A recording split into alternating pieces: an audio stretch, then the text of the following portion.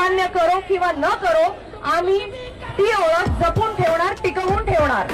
आणि मला एक सांगायचंय, लोकांमध्ये अवेअरनेस जितकं होईल तितकं क्रिएट करा.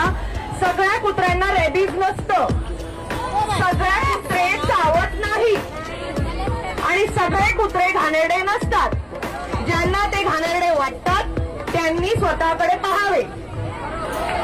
आजपर्यंत इथे अनेक लोक आहेत, आम्हाला कोणालाही कुत्रं चावलेलं नाही.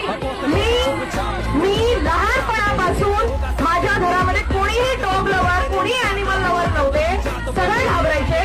मी लहानपणापासून कुत्र्यांची सेवा मला होईल तितकी करते, सगळ्यांच्या विरोधात जाऊन. मला कधीच नाही चावले, सॉरी. त्यामुळे कुत्रे चावत नाहीत. कुत्र्यांसारखं प्रेमळ, वफादार आणि सुंदर क्रिएचर या सृष्टीमध्ये नाहीये. त्याने निर्माण केलंय, त्याला आपण चॅलेंज करू. ज्यांना बोलता येत नाही, पण आज आमच्या सारखी सगळी लोक इथे त्यांचा आवाज बनवून इथे उभे आहोत आणि आमची आवाज दिल्लीत काय संपूर्ण जगभर पसरलेली आहे. सगळ्यांना सांगेन, हे लक्षात ठेवा की जेव्हा आपण आपले अधिकार यूज करतो तेव्हा आपण लक्षात ठेवा की आपल्यासाठी कोण उभं राहिलंय.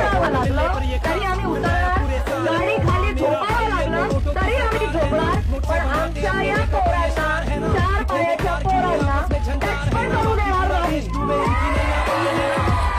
बोलायला. माझं प्रोफेशन, जर माझा आवाज दाबणार असेल तर त्या प्रोफेशनला मी गुड बाय बोलीन. पण